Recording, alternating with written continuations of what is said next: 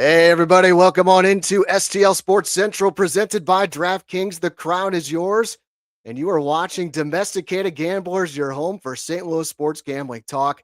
Gang's all here. This is Eric Sontag, and there is Shawn Surwillo. And Tito Ulrich is back tonight, baby. We are with you guys every week talking sports betting and covering our hometown teams from a gambling perspective to help you guys cash. So hit the like button. Subscribe to the STL Sports Central YouTube channel if you haven't already, and get involved in the live chat. I already got a few guys in there. So happy to read your thoughts on anything you want to talk about. Get your opinions on these games that we are going to discuss. Usually do the show on Wednesday nights, but once again, here with you guys here on Tuesday this week because it's a busy night in St. Louis sports tomorrow. So we want to preview all these games, and then we'll have the post-game shows for you tomorrow here on the STL Sports Central YouTube channel. We got the Blues and Blackhawks tomorrow in Chicago, and a couple big college basketball games with Mizzou at Kentucky, and the big one for me, SLU at VCU, and Tito with the Billikens flag behind him. So we'll let you know our betting angles on each of those games. And then we will get into the huge week of football coming up. Thursday through Monday, games every night, picks for the college football playoff semifinals, and all the games in the first round of the NFL and the NFL playoffs. So big show here tonight. Shawn, how we feeling? We almost had a vomit situation on the show last week. You had to bail. Is everything back to normal in the Mr. Sharp household?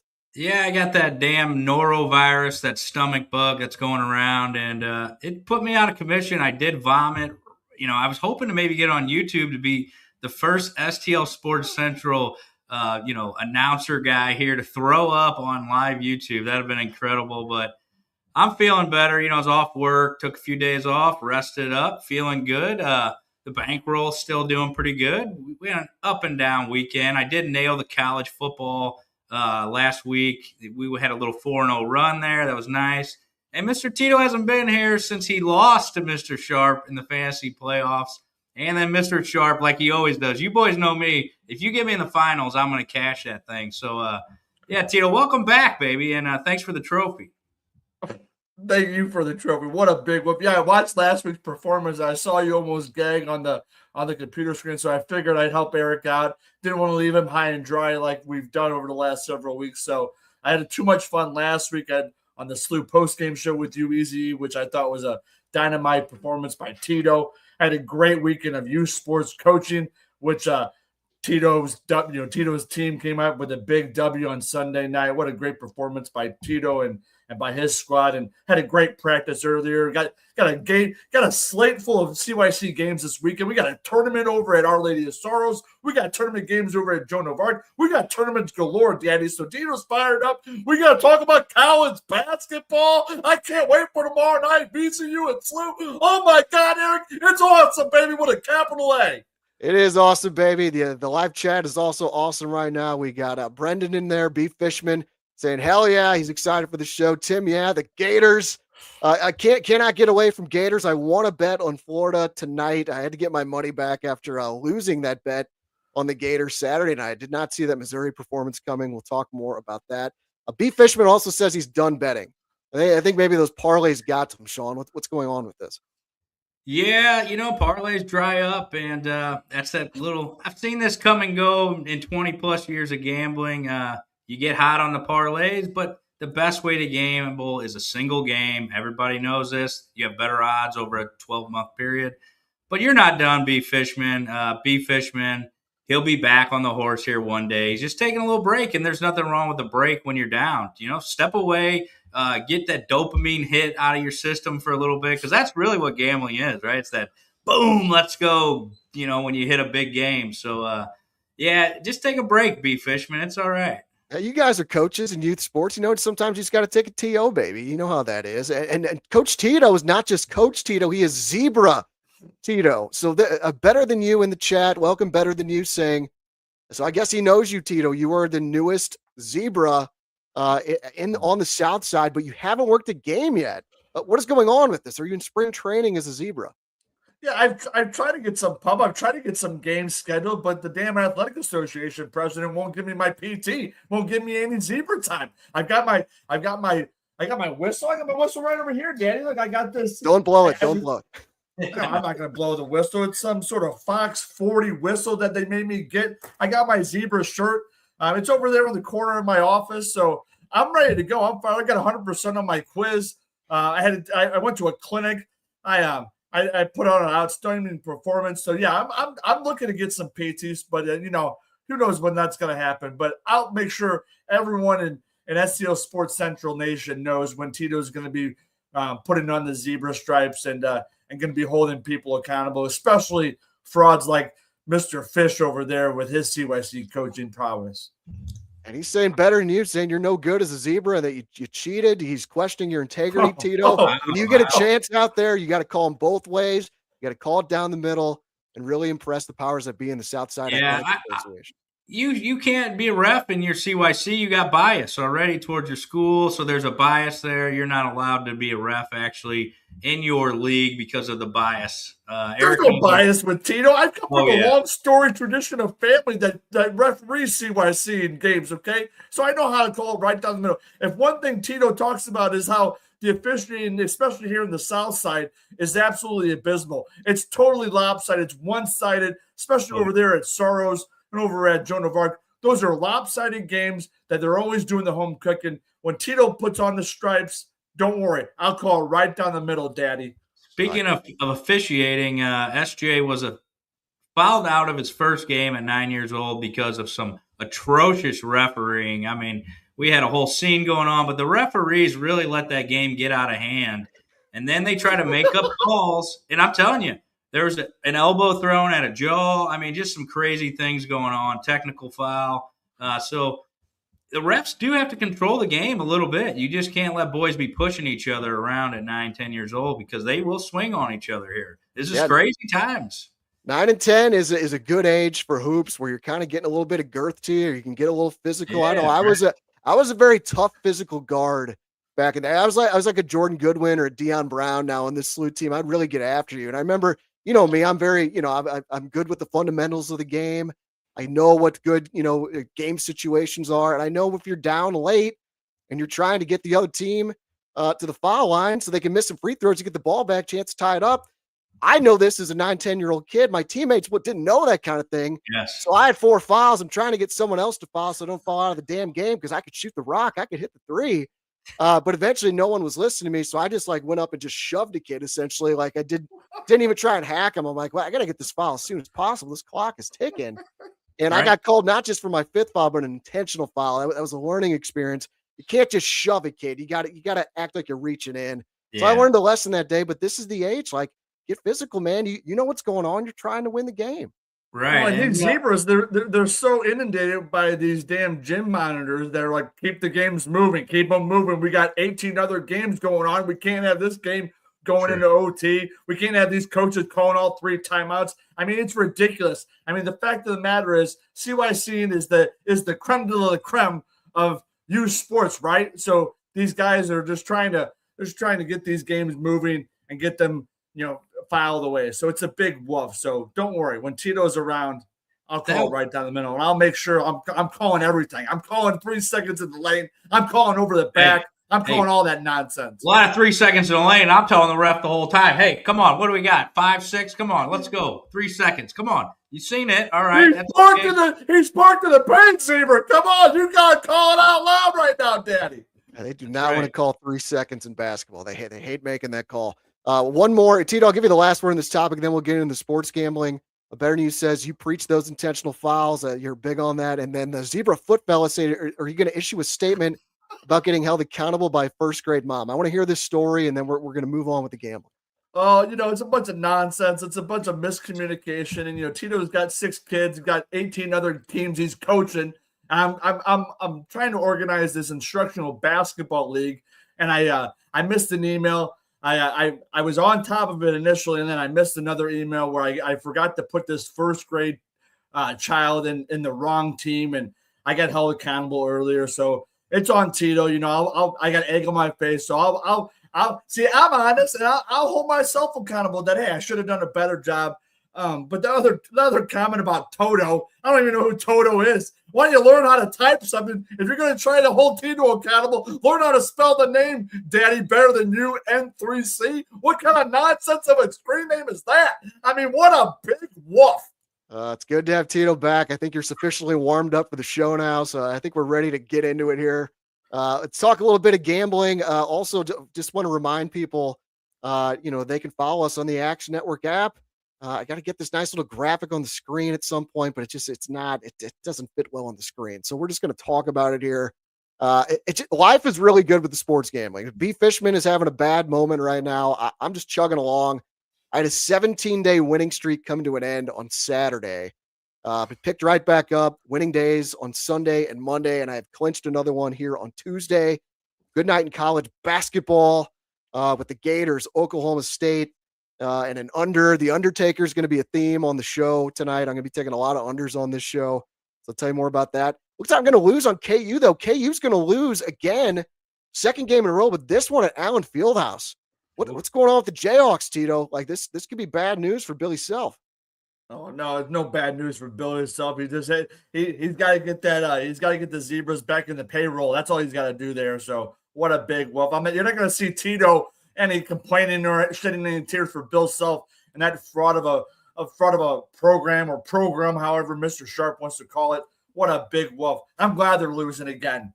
Yeah, they're down 15 to TCU, a little more than midway through the second half. So KU looks like they're going down.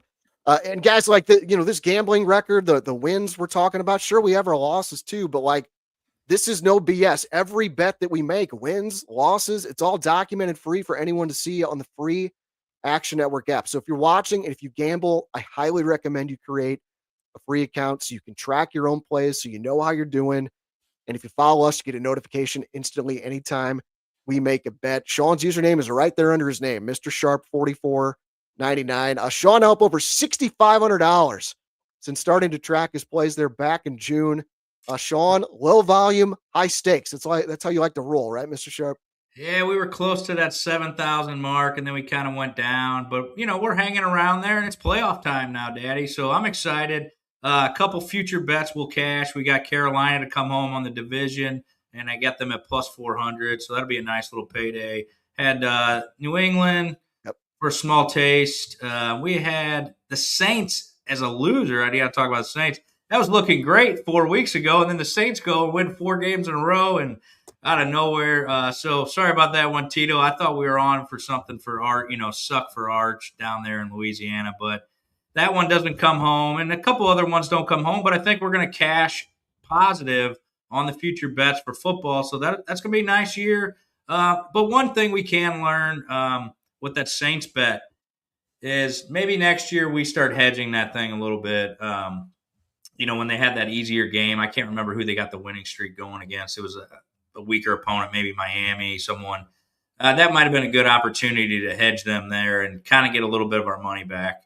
And then the Packers not getting over 10. That's a bad beat there, man. I had it 9.5, and they had a lot of games in the bag. So I'm excited, though, for college basketball because I think Eric's in his bag, and I'm going to be following him a little bit and riding his bets. Yeah, that damn Packers tie ended up costing us because, it's not a loss, but it doesn't count towards the win total, which is the problem there with that bet. So, yeah, that was a tough one. But, yeah, you crushed it on the futures, those division bets, especially the Patriots. And you took that midseason. Like, that's when the Bills were still ahead, I believe, by a game or so. So you kind of saw that coming with the schedule. So, great hits on those. Yeah. So, for me, I'm really more high volume, low stakes. I just love the action. So, my at Gambling Dads under my name, that's my Twitter handle. But my username in the Action Network app, Sontag. I've been tracking there for over a year now, mostly $5 or $10 a game, up over $2,100. Tito, more of the fan perspective here in the show, here to hold us accountable. You dabble a little bit in sports gambling, Tito. You can follow him with the username TitoBets, but sounds like not a lot of TitoBets happening lately, Tito. You got a lot going on, don't you? Got a ton of stuff going on, Daddy. Man, I'm busier than a little fucking beaver over here. So yeah, when I sprinkle in a bet, I'm going through the Action Network, and if I make any plays today, I think I may just put some bets into the Action Network just so that people can tail me and kind of hold me accountable, see how my bets play throughout the next several weeks. Better than you says that O would follow. I think he meant to say I would follow Tito. Follow him on the roller coaster. This guy doesn't know how to fucking type anything. What a big wolf. Why do you lay off the booze a little bit better than you and learn how to type? My goodness. He clarified he would not follow Tito. That's even worse comment. Get it off our screen. Well, Tito, I want to get your take first as we get to the Blues here. So again, guys, just get on the Axe Network app. We can show you how to manage a bankroll, help you build the bankroll. Just become part of our little gambling community here because we're all in this together. So let's start with the local teams, Tito. I'm going to let you kick it off with the Blues. They're going for their first 3-game winning streak of the season tomorrow. They're going to try to do it in Chicago against the Blackhawks. Blues a small favorite here, minus 125 in the money line. Hawks plus 105. Your total is 5.5. So if you got any thoughts on this team or this game, throw it in the chat. I'd be happy to read. What to say, Tito? Dorito sounds really good right now. Tito, I got to get your take. We haven't heard from you in a few weeks. What's your take on this hockey club and the game against the Hawks? I mean, this hockey team is on fire right now, undefeated in 2026. I mean, Tito is bullish over this team. We had Jordan Bennington coming off a dynamite shutout. We got who's the other guy? Hofer doing a great job behind the pipes as well. But what's this not? Again, Exhibit A as to why NHL is a garage league. 8:30 start on a Wednesday. This isn't the fucking playoffs, NHL, okay? You got 2 Central Division teams, 2 rivals, and you're going to have a so-called start time at 8:30? It's going to be more like 8:50. And the fact of the matter is Tito's got 6 kids. I'm going to be wrapping up dinner with the wife. I got the kids to put to bed, and then all of a sudden I'm going to be tired as hell. I'm going to have to stay up late to watch this damn nonsense. What a big wolf. But I digress because I think this team has finally found their stride. I think they're marking they're dotting the I's and crossing the T's on this. And Monty's got this team firing in all cylinders. I like the over in this matchup. I definitely think the Blues are gonna put it to the hockey. I'll tell you that right now. That's where Tito's at for this matchup tomorrow night. I thought that 8:30 start might have your dander up a little bit. I was indeed correct. I cashed my first bet of the show. Mr. Sharp, do you agree with Tito on the Blues here? Yeah, I do agree with Tito about this start time. Big fucking wolf here. You know, we got lives. We got to go to work tomorrow. Move us out of this division if you want us to start this late. This has been an ongoing theme for a while. We're sick and tired of it. You know, let's go. Move on. But this is a big game for the Blues here in the standings and for the playoffs. And I like Jim Montgomery to get the boys fired up, and get them swinging around here, throwing some good blocks and putting some pucks on the net. So I agree with Tito. I like the over, and I like the Blues here. I think this team's starting to roll. Monty's got the boys going. He's a good coach. We already knew that. And I like the Blues in the over. That's where my money would be, the Blues in the over. So I do agree with Tito on the Blues. Usually his heartbeat's pretty solid with the Blues, right on, beat for beat. I got to be the wet blanket here. I don't trust this team. I do not trust this team. I already mentioned it. They've yet to win 3 games in a row this season, so they got to show me. We're in the show me state. Show me you can do it before I can bet on it. You know, great to see the wins over Vegas and Montreal, but I just don't think if you really kind of look at the numbers from those games, I don't think how they played is a really good recipe to keep winning. They got outshot in both games. Fortunately, they got some great goaltending from Hofer and Bennington. Offensively, the Blues did not get to 20 shots on goal in either game. So I just don't think that's a recipe. I don't feel like they're creating enough on a consistent basis here. So I think tomorrow's going to be a regression to the mean type of situation. Also, the Blues, slight favorite here. That is not good news. As a favorite this season, the Blues are just 4-13 on the money line, and the Hawks are on a good run right now. They've won 3 in a row on all against good teams as well. VGK, Washington, and Dallas. So lean Blackhawks. I think I'm going to sit this one out because I want to ride that optimism. And the Hawks, this is still not a very good team. They're just in a little bit of a good stretch right now, maybe like the Blues are.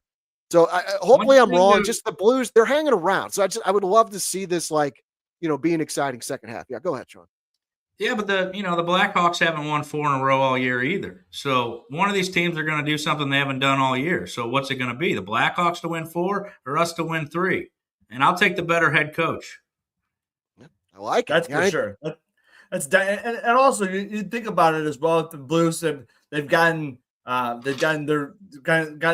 of their goal scorers back in regards to Jimmy Snipes and Thomas is back. We had a little bit of a scare from him last week, but he's back. And I think they're going to be getting in the swing of things. And I think the goaltending's been phenomenal over the last several months. Bennington's finally got that shutout last time. He's been kind of dreadful over the last several weeks, but he got that shutout the last time out. So definitely think the goaltending might regress just a little bit. Especially on the road on a late start like this. What a big wolf! I can't get my mind around the fact that this is an 8:30 fucking start again. My goodness. So, but again, I'm optimistic about the Blues. I'm optimistic about the scoring. I definitely do understand that I haven't gotten to 20 shots on net, but I definitely think that it's moving in the right direction, and they're getting more and more time on the ice with each other. So I'm bullish on the over, Daddy. Yeah, defense has been it was atrocious in October. It's been better since, but yeah, that October was so bad. It's really dragging down their season-long numbers too. So it's like when a baseball hitter just has a dreadful April and they're trying to catch up on average and their OPS. I think the one thing with hockey, though, is we've seen it a lot here in the last 10 years. The team that gets hot usually wins it. You don't really have to be the number one seed. You've seen Washington make runs, the Blues make runs. So don't play your best hockey early. You want to get hot late in hockey for sure. Yep. We saw Monty's Boston Bruins a few years ago, best record in NHL history, get bounced in the first round. The Blues won the cup, the Lightning won the President's Trophy, got swept in the first round. So it's you want to get hot at the right time. Totally right, Mr. Sharp. Another team, hopefully we get a little tip of the cap there. Good point. Around the horn. Point to both you guys. Good points. Mizzou basketball. Huge win over Florida on Saturday night in the SEC opener. Now they're heading down to Lexington to take on Kentucky tomorrow night. So we're going to talk about this game here in just a second. But first, I want to tell you about our great sponsor here on the show. And our Mizzou coverage is brought to you by James Carlton with State Farm Insurance. And I'm talking to you watching this. This is not just an advertisement. There's a true big-time personal recommendation to get a quote from James Carlton with State Farm. You're going to be doing yourself a favor. You'll be helping your Tigers as well. When you get a quote from James, all you got to do is mention Domesticated Gamblers or STL Sports Central, and he'll make a $20 donation to Mizzou's preferred NIL fund, which is the Will to Win fund. But the main reason to get a quote from James, you can save you a whole bunch of money. That's what I did. That's what Tito did. I got in touch with James' office a little over a year ago. Got a quote. Turns out I could save over $800 over the course of the year by having my home and auto insurance with James Carlton and State Farm, as opposed to my old agent, who at that time was quoting me a big increase, despite the fact I had not made any claims, no speeding tickets, nothing. So I made the switch. Super easy process that James and his team took care of. And I had an extra $800 in my pocket last year because of it. And I'm also paying less here in 2026 than I did in 2025. So it takes just a couple minutes to get a quote at carltoninsurance.net. Just got to fill out a super easy form on there. So this is definitely worth your time, guys. Again, get a quote, mention Domesticated Gamblers or STL Sports Central. They'll make that $20 donation to Mizzou's NIL fund. So go to carltoninsurance.net or call 314-961-4800. If your insurance costs a leg and an arm, call James Carlton, State Farm. All right, guys, let's get into this Mizzou game on the road at Kentucky tomorrow. Let us know your thoughts on the Tigers and this game in the chat. This line has gone up a couple points today. It opened up at 11.5 when I first saw the line, but this is now going up to Kentucky minus 13.5, and the total has dropped down a couple points. Open at 153.5, currently sitting on DraftKings at 151.5. So, Shawn, I'm going to go to you first on the Tigers. What are your thoughts on this game tomorrow? Big number on Kentucky. Man, the books just really, after that win, you think this number would be a little tighter. They're kind of begging you here, I think, to take Mizzou for some reason. Looking at the stats here and the numbers, I don't see that big of a point spread that this should be handicapped, but I'm not locked into college basketball like you. So I would take Missouri in the points here. Maybe they keep this high going, but, I'm not a big fan of the way Missouri plays basketball. I don't like their offensive creativity. I don't like their defense. But this number seems high for a 9-5 UK team. I think we're getting a little high price here, a little bit of a bump because of the name, so because every year Kentucky's in it. So I think that's what's going on here. I like Mizzou in the points. Another around the horn point. I do think there is a Kentucky tax here with the brand name, because you're right. Kentucky 9-5. This is not a dominant Kentucky team. This is like a solid Kentucky team. I think they were like in the 8-9 game in the Joey Lenardi bracket that came out today. And Tito, before we talk about your take on Mizzou in this game, your Lindenwood Lions showing up in the bracket from Joey Lenardi today on ESPN.com as a 15 seed. And who are they taking on, Tito? The Dukies. Could you imagine? They're taking.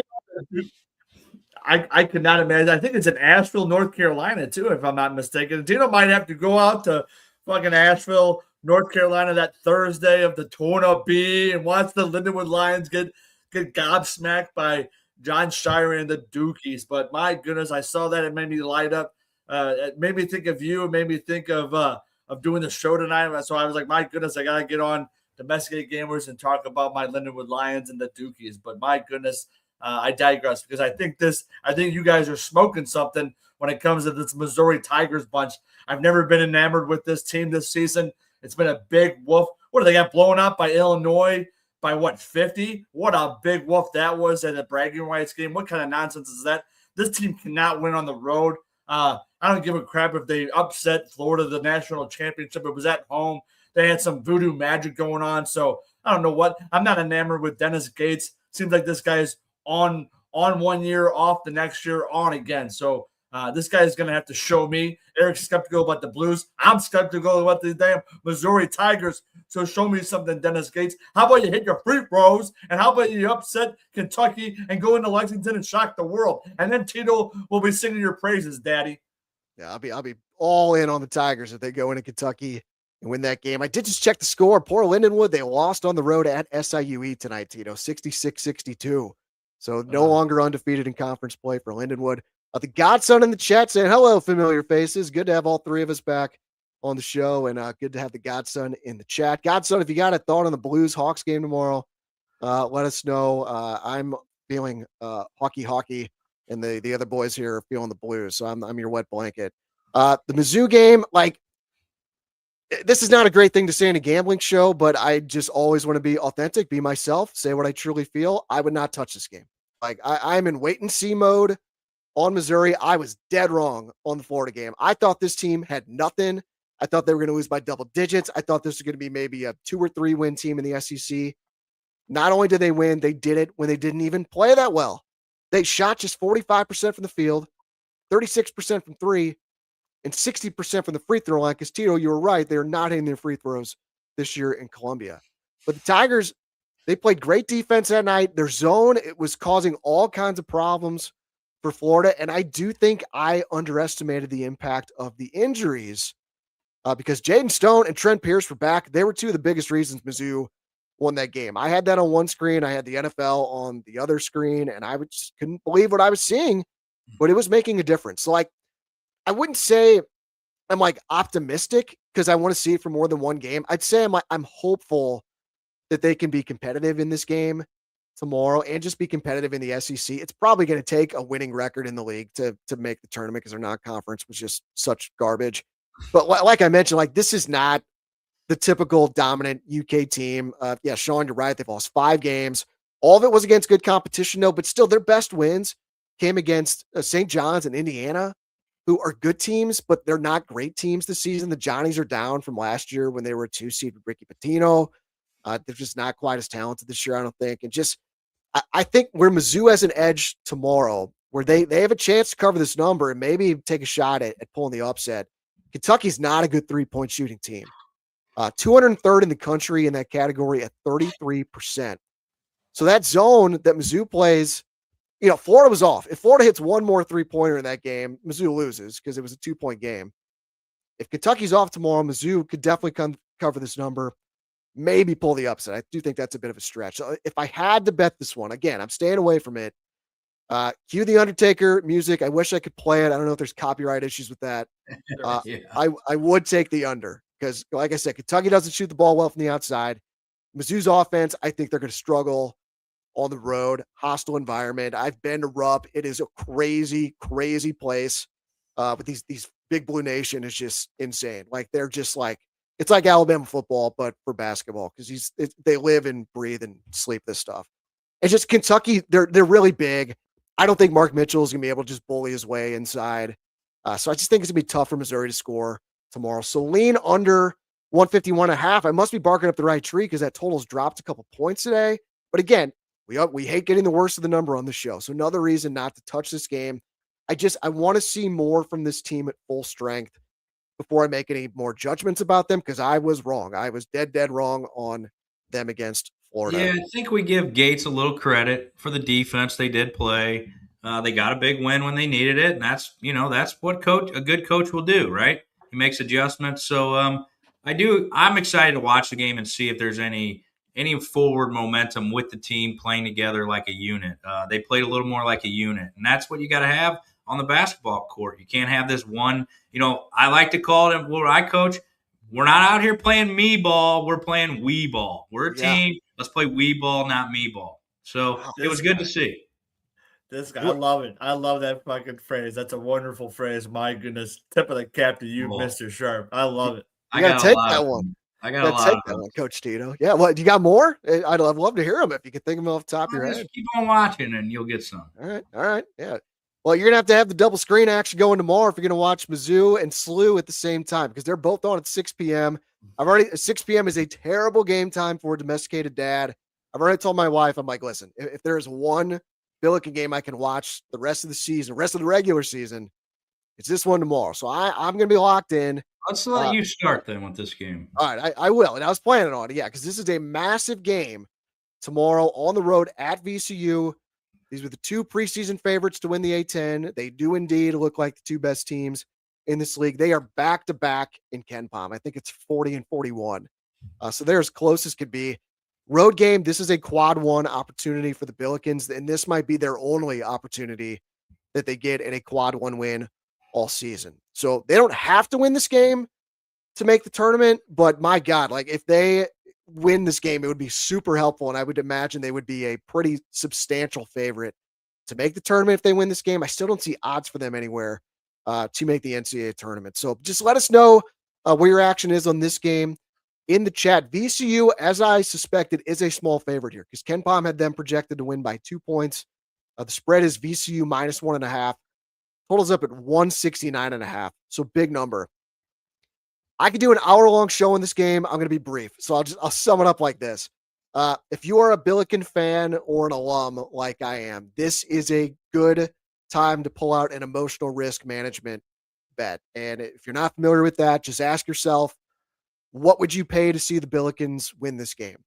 And whatever that number is for you, bet that amount on VCU on the money line at minus 130. Don't lay the minus 1.5 because if VCU wins by 1, you are going to be in the fetal position for the next 3 hours.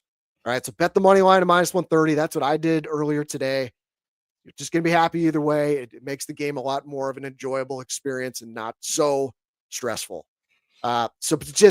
They've never won in that freaking building. I'm so tired of losing these MFers at that place. It's a really hard place to play. Their fans are all over you.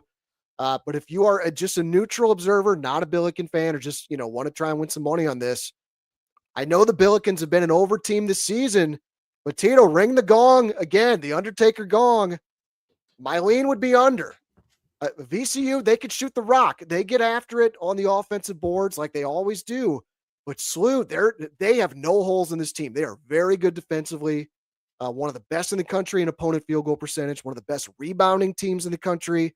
So I think they're going to cause problems for VCU and their offense. But this team, this environment at VCU, it's going to be a very difficult test for SLU to have a great offensive game as well. VCU, they always make it so tough for you to score inside, which is what SLU wants to do. They want to attack the rim and then get their 3-point shots from there, kicking it out. I think SLU's going to have to make a lot of threes to win, but we saw they put a school record number of threes. Tito, we did the postgame show, 19 threes against St. Joe's, if I'm not mistaken. Yeah. That's going to regress. Like, you don't have shooting performances like that 2 games in a row, but that is the edge the Billikens have in this game. They're the number 12 3-point shooting team in the country. VCU's 3-point defense, 262nd out of 365 teams in the country. So I do think VCU likes to pack the paint. I haven't watched them yet this year, but this is just from looking at their numbers. I get the sense that they like to pack the paint, and they're going to make SLU make shots. So Trey Green, I think, is probably the key player in this game. tomorrow night.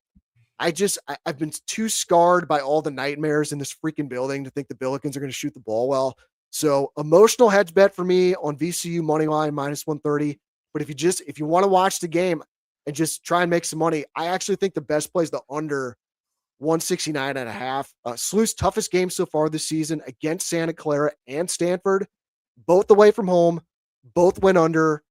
And I think we're in for another dogfight here tomorrow. I think the game ends in like the high 70s. Tito, I will stop talking. I know you're locked in this team as well. What do you think here? Are you emotionally hedging with me? Under? I know you guys probably hate the underplay, but that's just kind of where my brain is going.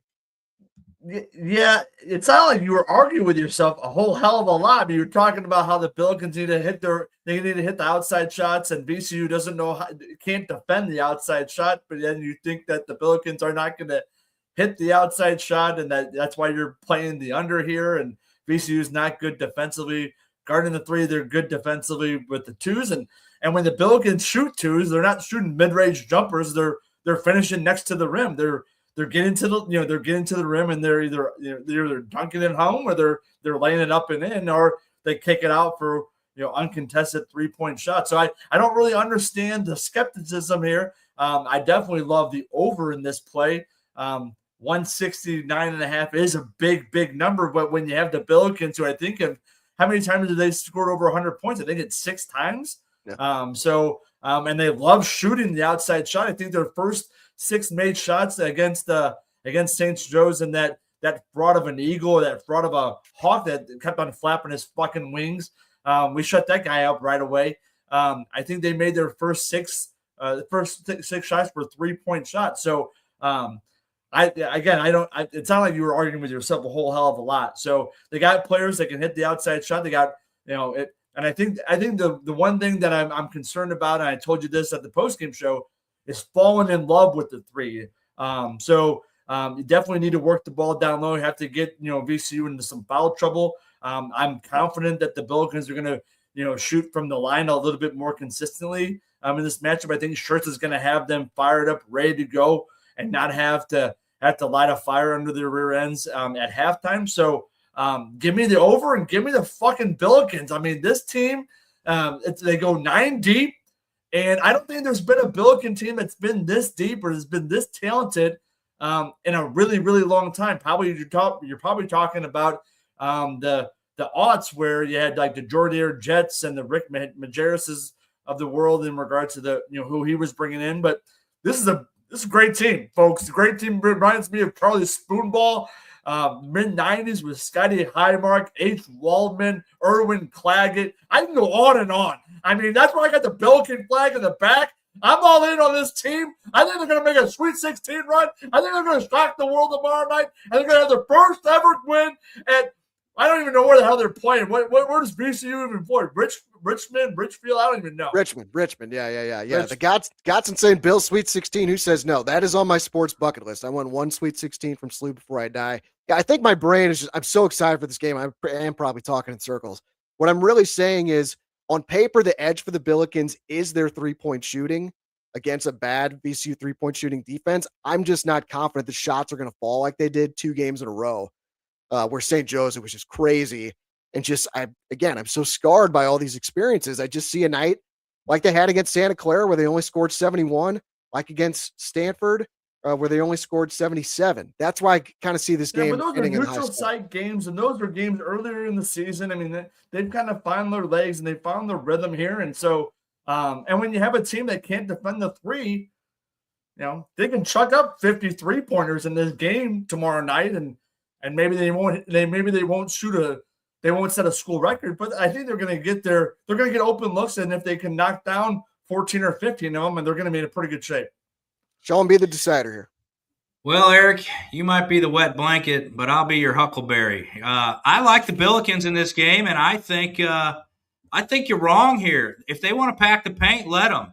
Guess what the Billikens do very, very well? Rebound, right? Let them pack the paint. We're one of the best teams in the country at rebounds per game, I believe. I think we're number 4 in the nation. So, you're talking about a matchup that we like there then, right? If we can hit some shots on the outside and we're getting on the glass and we're getting rebounds, I think we get our first win in VCU. I like the Billikens money line, daddy. I like them a lot. I think this team does have something special. They're believing. And when you're hot, you're hot. I think the shots will drop. But I also think controlling the glass is going to be the determining factor in this game. And that's where the Billikens pull away and they get the win.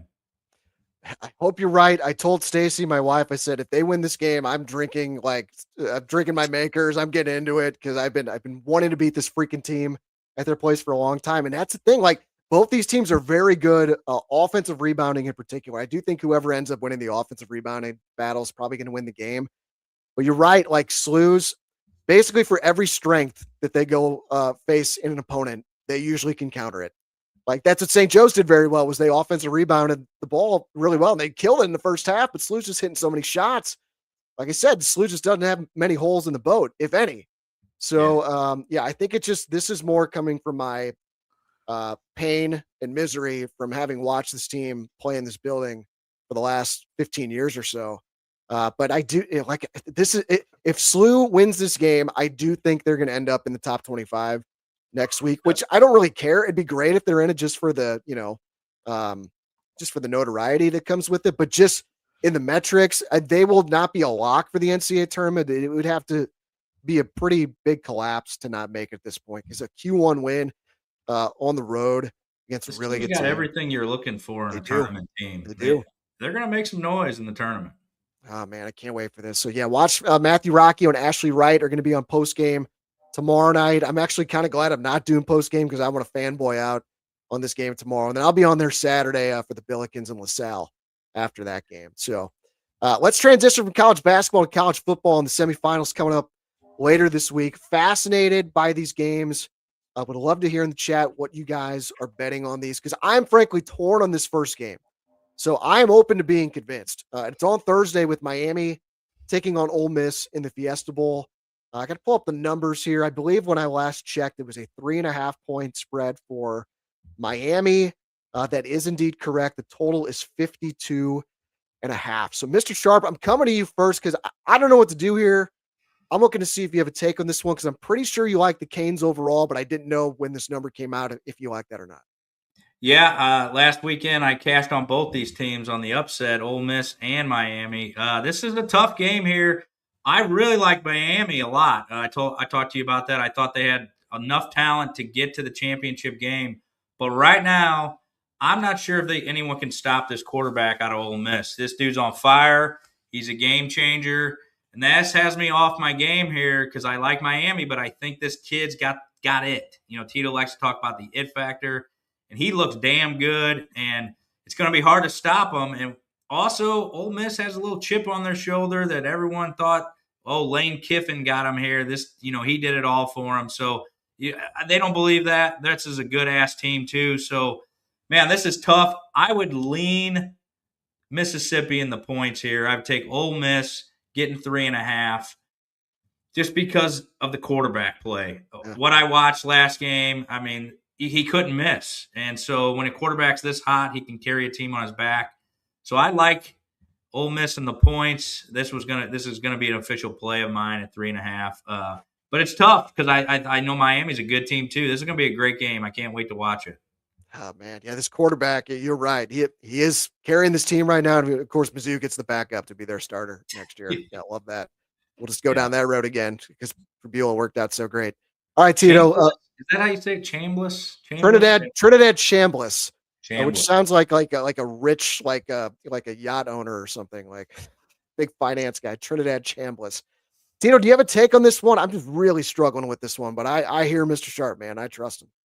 Yeah, I'm gonna stay away from the game line. I did find some stats I thought were pretty enticing, especially with the way that this Ole Miss quarterback has been playing. You have Miami's defense. I did some stat tracking. I think they're 37th in the country in passing yards allowed. While Ole Miss is ranked at 5th in the country.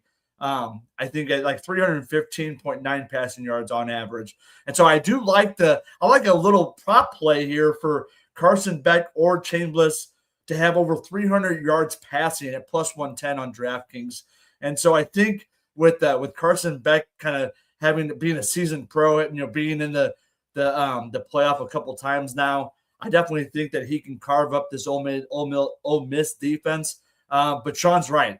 This Ole Miss quarterback is lights out right now. He's got the it factor. He's slinging the rock quite a bit. So if I had to play, that's where I would lean in regards to one of my plays.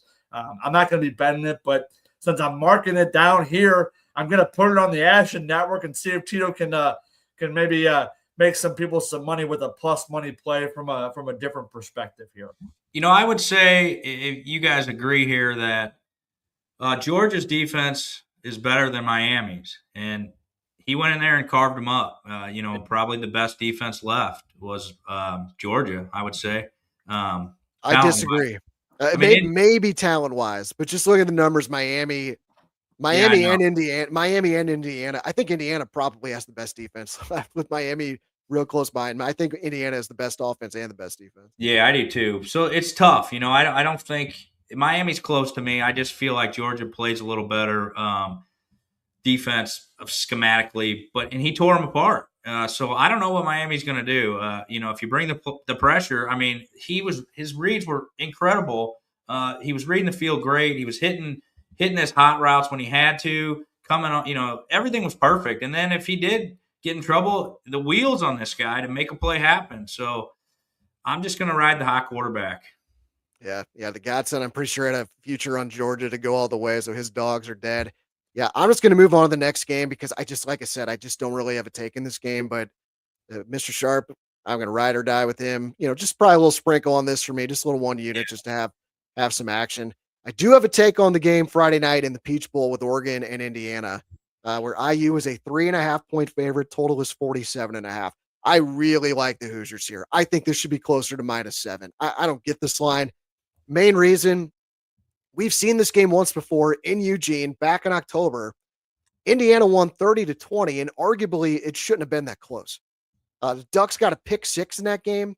Otherwise, it's a 30-13 game at Oregon. And it's not like the Hoosiers played a lights-out game offensively. Mendoza only threw for 215 yards in that game. They only had 326 yards of offense as a team. But how many times do we see it, Mr. Sharp? I know you're big on this. The team that wins the line of scrimmage is the team that wins the game, and that's the team you usually want to bet on.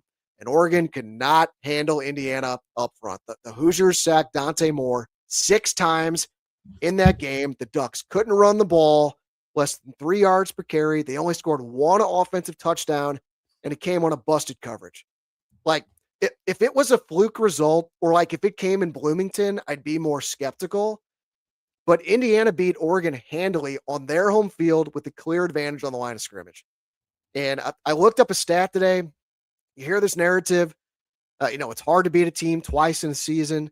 I heard our very own sponsor, James Carlton, talking about that on the radio with the TMA guys yesterday, I think. So I wanted to see if it's actually true. Since 2000, we've seen 84 rematches in the FBS. The winner of the first game has gone 45-39 straight up in the second game. So it's like it's not a slam dunk spot for the team that won the first game, but I wouldn't say it's exactly accurate that it's hard to beat a team twice either, when you're winning it 53+% of the time. So I know we've already seen this twice in CFP this year.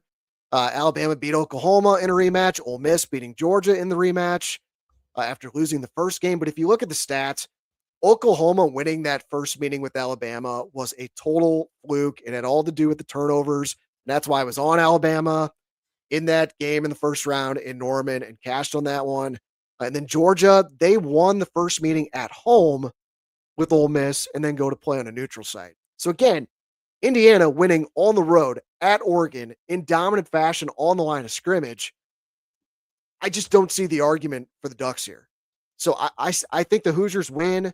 I think they cover, and I think they win the whole damn thing. I really do. I think this is the best team in the country, both offensively and defensively. Ole Miss maybe good, maybe quite as good offensively. Miami maybe as good defensively, but neither of those teams have it on both sides of the ball. So love Indiana on Friday. Love them to win the national title plus money. Tito, what say you? I looked over and over again for different edges in this matchup, and so thankful that Easy went first because these stats that he just laid out, and it kind of convinced me. I think this is Indiana's year. I got egg on my face for saying that Indiana and this Kurt Signetti was a big old fraud at the beginning of the season. Well, was Tito wrong? What a big woof that is. So I definitely do think, and I see better than you with this comment. Finally knows how to. He's finally learned how to type right. And I agree. I think this is Indiana's year. I think this is Cinderella written all over it, and we might see Kirk Signetti, hoist the. What the fuck do they even get? Do they get a trophy? Do they get a medal? I don't even know what they get. What a big woof. How about you get into a fucking conference situation where you have two conferences and actually play like the NFL and you're not worried about these damn bowl games and these conferences? What a big woof. So yeah, give me Indiana and I'll lay the points. It's not a bad trophy. I don't know what the name of the trophy is, but it's not a bad trophy. Shawn, is this unanimous or are you going with the dog here? No, this is not unanimous, but here's how I'm going to look at it. I haven't looked at the action. Do you have DraftKings pulled up? DraftKings? I have DraftKings pulled up, yeah. Or you mean like the public splits? Yeah. I'll look it up while you're chatting. So I want to see where the money's coming here. And, this thing might get pushed up before kickoff. So we'll see. I'd imagine the public's going to be on Miami. They're going to be on the favorite. And so if the dog wins Thursday night, Mr. Sharp's just going to auto bet Oregon and take the dog on Friday night. I don't see, I just don't see this. I bet it's 80-20 or something on the money here. I got it up for you. So the first game on Thursday, Miami, Ole Miss. This is pretty split. Ole Miss is getting 53% of the bets, but Miami's getting 54% of the money. So not a huge differentiator there, but man, I might be Joe Public on the Peach Bowl because Indiana's getting hammered by the public. 68% of the bets in Indiana, but 71% of the money on the Hoosiers as well. So really, this is like most everyone is on Indiana, which makes me nervous. But again, just like from what I saw with my own eyes, I watched that whole game in Eugene. I don't see sometimes the laundry gets on the field and things just happen to happen. And before you know it, Indiana wins by 3 and you cash that ticket with Oregon. So we're going to wait and see for me, but more than likely, I'm going to take both dogs this weekend and a little sprinkle, a little half unit, maybe 1 unit, maybe 2 units if I have a couple cocktails. I don't know. Or no, they're on Thursday and Friday. Oh, my Thursday and Friday. So you got Thursday, Friday, college football playoff semifinals, 2 NFL games Saturday, 3 Sunday, and 1 Monday. My God. You got to stop putting this guy's comments on the screen. There's no how to fucking type again. We, Indiana, what the fuck are we doing here, man? I mean, slow the hell down. My goodness. Better than you? My goodness. I know you want to be commenting, and that's great and everything, but hold your horses, read what you're putting, and then hit send. My goodness, what a big woof. We, Indiana, the only favorite to win last weekend. And I see you corrected it, but what a big woof. Yeah, they were the only favorite to win last weekend. We talked about this, Mr. Sharps. I don't know if you want to kind of expound on this, but this bye situation, Indiana, the only team that had a bye that advances in the college football playoff, obviously the only one that covers the spread as well. I personally think it's probably going to 16 teams, in which case, these top 4 seeds will get a home game. As they should, as opposed to having to play on a neutral site. I know that's kind of what my thoughts are on it, but I don't know if you had any thoughts on this situation, Shawn, because it's definitely I think it's a thing. I don't know if they're going to give up that money for them bowl games. That's a lot of money. They get the tourist in town, all that stuff. So, are they going to get the home game and give up them advertisement dollars in the dome? I don't know. We'll see. It should be that way. I agree, Eric. It should be. You get the home game. It's a home atmosphere. But they gotta buy. But they won't have a buy. If they go to 16, there's no more buys. No more buys, and you get a home game, the top 4 teams. But I don't know if they're going to give up them domes with that advertisement dollars for them bowl games. That makes sense, but I didn't understand the logic between your guys' chats in the text chain because, I mean, I don't know what the big deal is. I mean, they got to buy this year, so like. Well, you're rested and you're rusty. That's the argument, as these teams are kind of rusty, and I think it's 1-8 now or 1-6, something like that. I have to go back, 5, whatever it is. Indiana's the only team to win off the bye now, so there's an edge there, and I bet it. Besides Indiana, I took Indiana. I was on them with Eric. But every other team, I faded them on the bye, and it's cash. But I think that may have something to do with the competitive balance in college football at this point this year. I mean, maybe it didn't need to be 12 teams in the playoff this year. Maybe it would have been better to be where it was the top 4. I mean, I'm not advocating for that, but I think that there's going to be these ebbs and flows each year, especially when you have a 12-team playoff. And if next year you have a 16-team playoff, you're going to have more upsets, and you're going to have more opportunities to see guys not take advantage of the rest itself. So I think we're kind of, we need to kind of test out the waters and see where it goes, later on in the next several years. The only thing I don't see with the home games is the weather. Being in the dome or, in a good weather area out in California, Nebraska, Indiana, it can be cold there this time of year for a home game. So I don't know.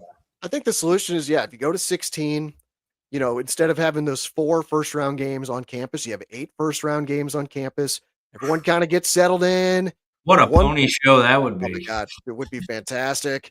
And then you can just go back to what you'd have 8 teams left, and you can just do what you're doing now, where you're playing the 4 bowl games in the quarterfinals, 2 other big bowl games in the semifinals, then have your national title game. And then, like I said, everyone's kind of on that even playing field where they've played the same number of games. Maybe shorten the season by a game and get the cupcake games out of the way, those that don't matter. I do think we're in for a massive shift within the next 5 to 10 years where essentially the Power 4 goes off on their own and creates essentially their own NFL, where it's like a 60-team league. And I get rid of these freaking committees. Like, some years a team is going to have an easier schedule than others. Like this year, the Niners in the NFL had an incredibly easy schedule. Right. The Patriots only ended up playing 3 games against teams that finished with the winning record. That's going to happen some years, and just whoever has the best record gets in. I do think that's where this is going to be going at some point, because just, watching Mizzou play effing Central Arkansas and Buffalo and teams like this, get this shit out of here. Like this needs to stop. Pretty good. B. Fishman saying, Indiana, I told y'all boys, the Hoosiers are for real. Better than you, I got to get to this comment as well. Saying Tito has a wife, 10 kids, 2 dogs, a bird, a zebra, and won't quit smiling. You can't trust this guy, such a fraud. I like this better than you right now. I'll buy you a beer next time I see you, buddy. Right thinking kind of guy. What am I supposed to say to that? He's having a laughing fit. Just let him go. What am I supposed to say to that? I don't understand. I guess he means he's correct then. He also has a serious comment here, it looks like. He says there needs to be an advantage, just like the NFL, with the Rams getting totally screwed. Disagree here better than you. I take back what I said. Now, this is a bad take. Win your division if you want a damn home game. Suck it up, Buttercup. Don't be bitter, be better. I tell my kid that all the time. I stole that from, I believe, producer Joe. Win your division if you want a damn home game. That's right. Now, let's get in these NFL games. But first, I got to tell you guys about DraftKings. Let me make sure I can. Okay. So we're going to read this thing. If you guys are not signed up for legal sports betting in Missouri yet, do it with DraftKings. You're missing out on so much fun, especially if you do this responsibly. This is so much fun to be able to gamble here on a daily, weekly basis, however you want to do it. DraftKings Sportsbook, an official sports betting partner of the NFL, makes every playoff moment feel bigger. We're going to cover all 6 games this weekend here in just a minute, and DraftKings has your back with early exit protection. If the player in your eligible NFL prop bet goes down at any point in the first half, you still get paid in cash. Download the DraftKings Sportsbook app and use code STL Sports. That's code STL Sports to turn $5 into $300 in bonus bets if your bet wins. In partnership with DraftKings, the crown is yours. Gambling problem? Call 1-800-GAMBLER. New York, call 877-8-HOPE-NY or text HOPE-NY. Connecticut, call 888-789-7777 or visit ccpg.org. On behalf of Boot Hill Casino in Kansas, wager tax pass-through may apply in Illinois, 21 plus in most states, void in Ontario. Restrictions apply. Bet must win to receive bonus bets which expire in 7 days. Minimum odds required. For additional terms and responsible gaming resources, see dkng.co/audio. Limited time offer. How about that? Great Dynamite read, Eric. Way to go, Daddy. Thank you, Fuck sir. it. We'll do it live. Right, we'll do it live. All right, guys, let's talk NFL playoffs live. We're going to go through every game. A reminder, get our official plays for the NFL and all sports in the free Action Network app. Every pick we make, tracked, transparent, free for anyone to see. You want to call us frauds, be my guest, but the record is documented out there for anyone to see. So follow me with the username esontag. Shawn, Mr. Sharp, 44.99. Tito is at TitoBets. This all starts on Saturday afternoon with the Rammies at the Panthers. And the Rams, this line is currently sitting, I believe, at 10 on DraftKings. No, back up to 10.5. Rams minus 10.5, total 46.5. So, Mr. Sharp, this is essentially Christmas part 2 for you with the NFL playoffs. So get us started here. What do you got on this one? Yeah, so before each season, my process as a gambler is to look at teams I think there's value on. And one of those teams was Carolina Panthers. And so we hit on that one this year. But I think it's over. I think the bright lights are going to be a little too much here. I think the Rams know they can't walk into Carolina and just show up and win. That's what they did last time. That was a trap game all over it. We had Carolina, and then we gave that out on the show as a winner. I just don't love laying 10.5 as Mr. Sharp. Mr. Sharp's going to look at a teaser option with the Rams. I like to tease them down here in this situation. Full transparency, coached the last 2 nights. I haven't had time to get into my betting yet. But this is where I'm at with this game, handicapping it. I think the Rams come in, they take care of business. But I don't love 10.5 at all. I won't bet it at 10.5, not for a playoff game. So we're looking to tease down the Rams. I just have not found that other game. It's probably going to be the Chargers that I'm going to tease up, but we'll get to that one later on. So I think the Rams, though, this is a Super Bowl team. This is a good coach. You got an MVP quarterback. They're going to find their footing here, and they're going to beat Carolina. If the weather sucks, then maybe we switch that up. Carolina can run the ball, but Bryce Young's just too inconsistent still right now. So I fully expect the Rams to take care of business, but I don't love it at 10.5. I know you've talked about this too, Shawn. Once we get to the playoffs, these lines are spot on. It's tough to find edges. So I do think what you're saying there with the teaser, kind of using some alternate lines, that could be the way to go. But if it's not under the key number of 3.5 either, it's tough to tease. Yep. And that's probably one of the reasons at 10.5, because you can't tease it down to under a field goal. I think that's a big part of this. The Gotson says, I'm on the Rams here. Sorry, Panthers. We still love you. Yes. Won a lot of money. Won a lot of bets on the Panthers this year. He agrees with you. He likes the Rams tease. I got some teaser options I'll talk about here in just a little bit. Tito, what do you think on this one?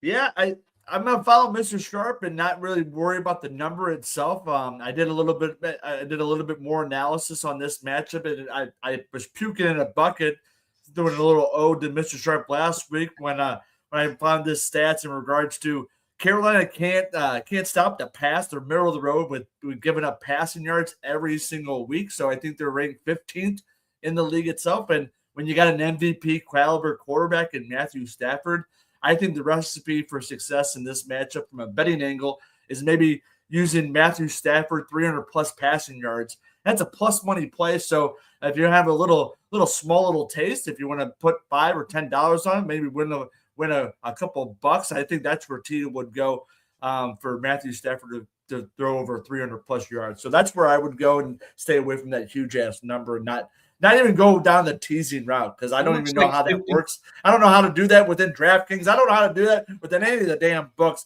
You're talking lingo, and Tito doesn't know what the hell you're talking about. I hear all the thing about teasing and about different stats and lines, and you can't tease it down under 3. What a big wolf.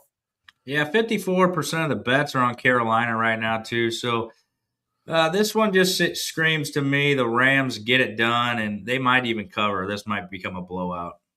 Yeah, Tito, teaser I know people do have questions about this stuff. Teaser means essentially you can take multiple games, usually 2 or 3, but 2 would be what I recommend, and you move the line 6 to 7 points in your favor, but you have to cash both of those plays in order for the bet to hit.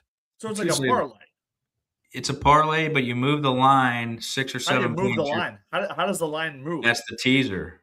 Yeah. So if you go to DraftKings, you go to more bets and you can see all the different options. If you click on game lines, you'll see options for alternate spread, alternate total, and you can play around. And I have a play coming up here, and I believe in the next game. It does lower your odds. Yeah, and that's why you got to use two teams usually to bring that in. And I'll give a very good example of this in the next game. But yeah, for this one with the Rams and Panthers, I initially bet the Panthers immediately when I saw the line of 10.5 on Sunday because they've been our pet team all season, our favorite dog. For whatever reason, I woke up Monday morning and I just had a bad feeling about it. So I canceled the bet, which you can do on occasion. If the line had dropped to 10, if the line had gone up to 11, I wouldn't have been able to cancel it because they're not going to let you cancel your bet and then take a better number. But they'll let you oftentimes cancel your bet if you're going to have to take a worse number. So I canceled my bet. I'm still sitting it out, waiting at this point. And I think just really what made me uncomfortable, like gun to my head, I unfortunately think the Rams are going to go to the Super Bowl. I think they're the best team in the NFC. It's pretty obvious the Panthers are the worst team in the playoff bracket. So I do think the Rams are going to win. And you're right, Shawn, they might just beat the hell out of this team. And I just don't want to try and thread the needle when I'm very confident the Rams are going to win, but then need them to win by fewer than 10 points. Yeah, and also I'm going to take McVay here. You know, he's going to adjust to Carolina, how they lost that game. He's going to make the right adjustments. He's a very good coach, one of the best coaches in the game. So I trust McVay to figure out why they struggled in Carolina and right the ship. The only thing is, too, we got a 68% chance of rain, a high of 70 in Carolina. Now, if this thing's a muddy mess game, that changes everything because it slows down that Ram offense. So that you have to consider that, and you got to see what the weather looks like before kickoff. Great minds think alike, because I was just about to say the same thing. We've been talking about the weather and how important that is. I saw the same thing, 71 degrees. That's crazy warm for, Charlotte, North Carolina in the middle of January, but it's probably going to be because it's going to be a uncharacteristically warm and humid day that leads to a lot of rain. We saw last week in Tampa what they did to scoring. I immediately, when I flipped on the game, I go, oh my God, I got to live bet this under immediately, and ended up hitting that play because you see that sloppy game. It totally makes it ugly, makes offense really tough. But again, it's only Tuesday right now. So, you don't want to lock this in because things can change. Obviously with the weather, we want to see injury reports. We haven't seen any of that stuff yet. So even if it doesn't rain, I think I would still lean Undertaker. I don't think Carolina's gonna be able to score that much. I agree here. This is another thing we talk about. NFL quarterbacks making their first ever playoff start. Quarterbacks in that situation, I pulled up the numbers today. Their record against the spread, I got it back since 2002. The record against the spread is 20, 39, and 1. So they're only covering 34% of the time in their first ever playoff start. And you might be thinking like, oh, Bryce Young's at home though. He's going to be more comfortable. Those quarterbacks making their first ever playoff start, and it comes at home, 12 and 21, both straight up and against spread during that stretch. So I just think the Rams take care of business here. I think the game goes under, but I am waiting to lock anything in until just later in the week. Yeah, you'll see a lot of times here in the playoffs, if the Rams are up 17 late in the fourth, they're going to get their guys out of the game, play that soft shell, cover 2, cover 3, prevent D, and they'll let Carolina score late and just run clock. So we don't love the big number. But yeah, I'm excited for this next game though. Yeah, no doubt about it. This is the game I'm most looking forward to watching. Saturday night, once again, we had a Saturday night game a couple weeks ago with these teams, the Packers and the Bears. And the Bears are a road favorite here. I don't know if that's making Mr. Sharp nervous. We'll find out here in just a second. But the Packers are a -1.5 point favorite on DraftKings. Totals 45.5. I'll go first just because I'm going to be pretty quick.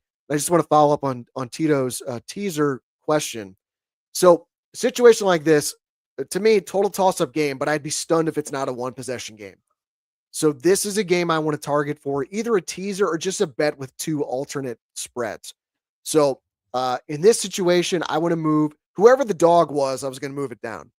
So I'm going to move the Bears down to +7.5. And I'm glad you said Chargers earlier, Shawn, because Chargers +7.5. I'm going to take them on an alt spread. So Bears and Chargers both at +7.5. You combine those two plays together, Tito, on DraftKings, you get a minus 114. So essentially a normal sized bet with two things that I think are very likely to hit. And just like, a season like the Bears have had, this screams, one possession game decided late.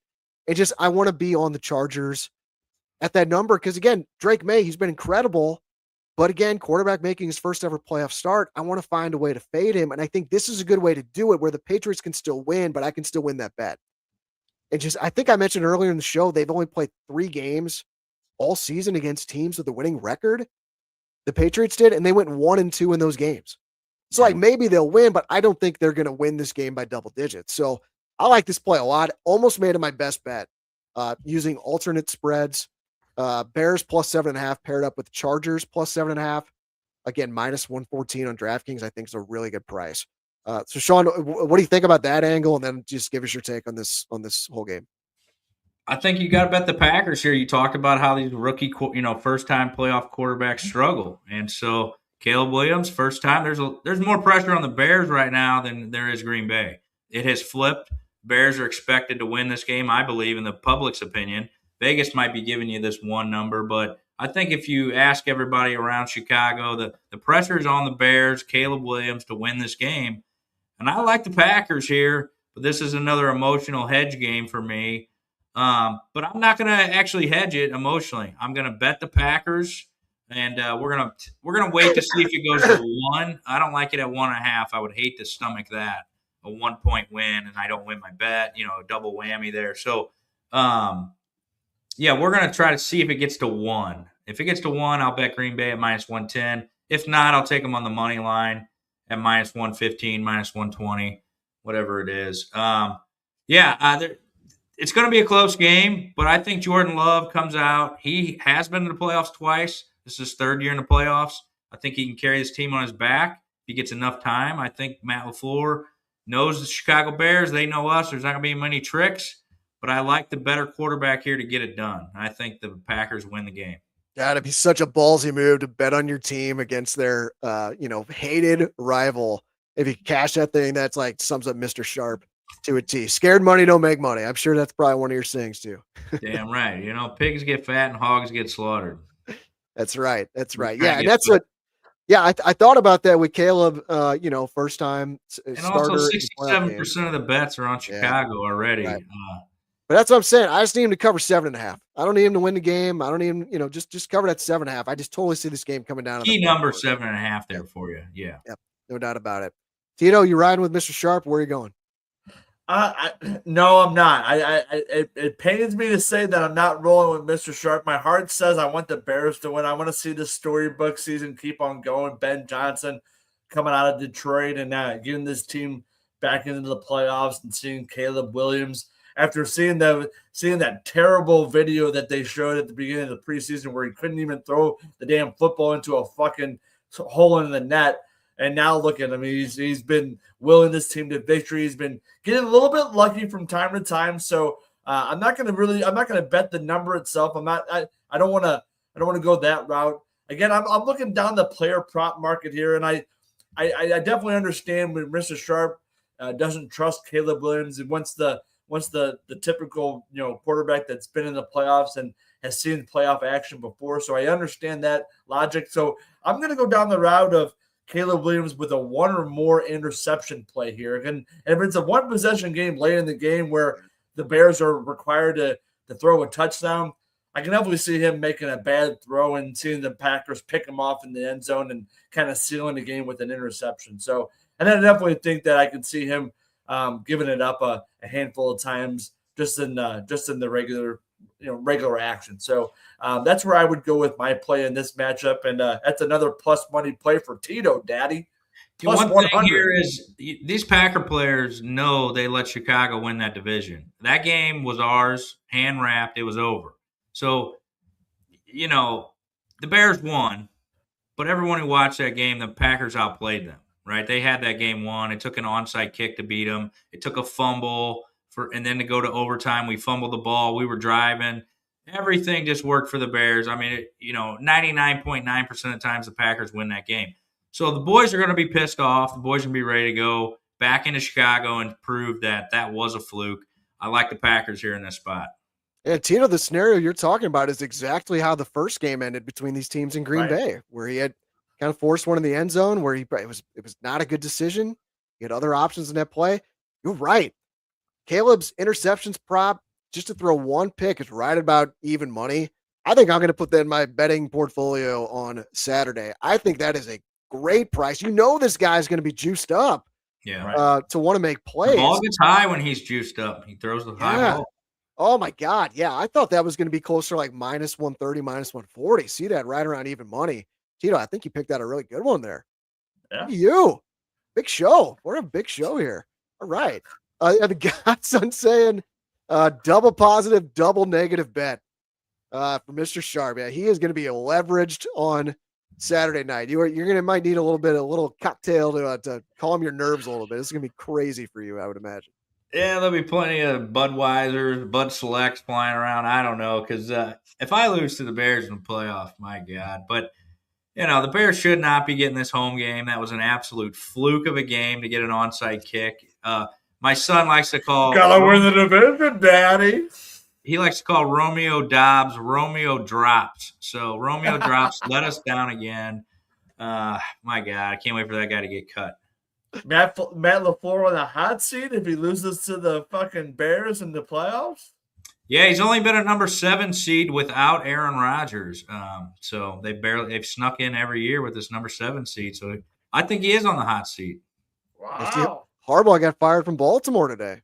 I don't know if he got fired. I didn't read the story, but I just know they parted ways. He'll keep LaFleur for one more year, but he's getting hot. His seat's getting hot. Real quick sidebar. I was too quick to rule the Jayhawks dead at Allen Fieldhouse. They were down 15 with under 5 minutes to go against TCU. They come back to win the game 104-100 in overtime. I got to go back and watch the highlights because I'm sure the Zebras helped them out. And that's the greatest home court advantage in all of sports, as far as I'm concerned. So I got to go back and see highlights of that. Fucking ridiculous. I still didn't win my bet, though, because I parlayed them up with Auburn, and Auburn lost to Texas A&M, I believe. So loser for that, but winning night for me, 3 straight winning nights. Feeling good in college hoops. All right, let's get to the next. What do we got here? What did Tito just say? Gibberish. I think Tito's doing great. Tito's having a big show. Oh, this fucking guy. What a big woof. Yeah. So, yeah, let's leave that one alone. Have to win the division. That's right, Shaw. You got to win the division to have a home game, Daddy. You should have won the division. An onside kick that never happens beat us. Congratulations. No doubt about it.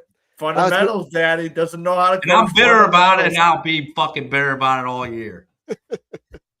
Let's move on to the Sunday games. First one at noon. My Buffalo Bills at the Jacksonville Jaguars. Bills, a 1.5-point road favorite. That makes me very nervous. Total's 52.5. Highest total of the week, and that thing's been bet up. Tito, kick us off on this one.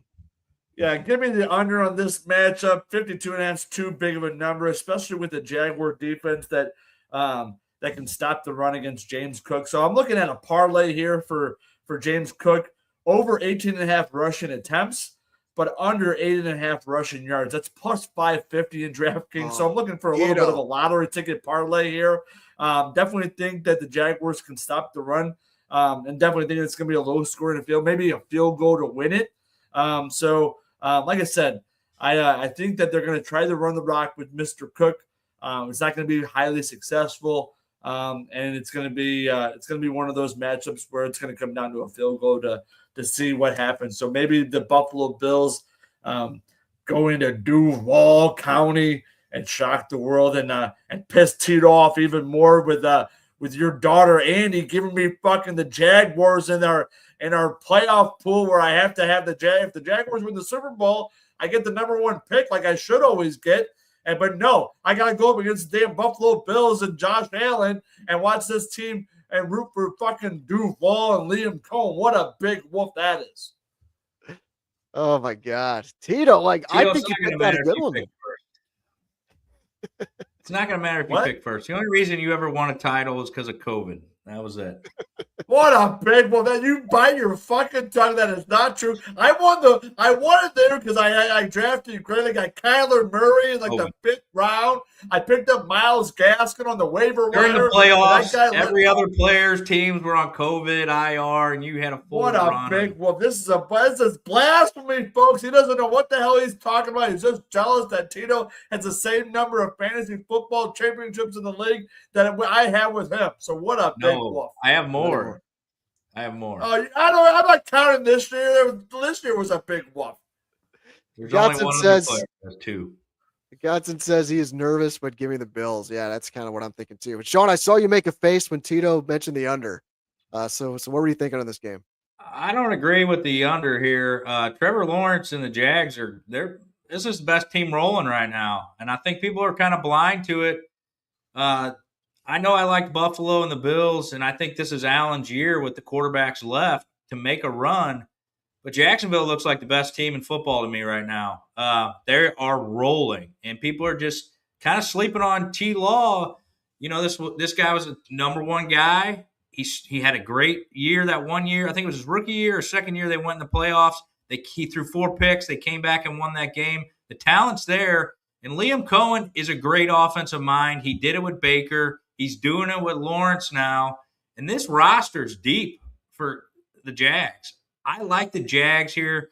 Here's my read on the NFL. I think we get 2 favorites to win Saturday because all year it's been dogs.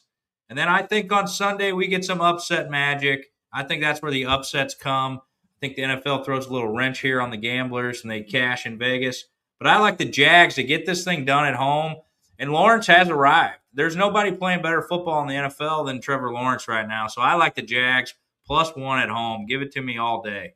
Yeah, as someone cheering for the Bills, I hate seeing them as a road favorite here. I hate that line. There's no way I would want to bet I think if you're going to bet the side, the Jaguars is the way to go. I agree on that perspective. But I'm with Tito. Cue the Undertaker music. Let's ride, Tito. And this is just it. I know it doesn't make sense. But I see the history here.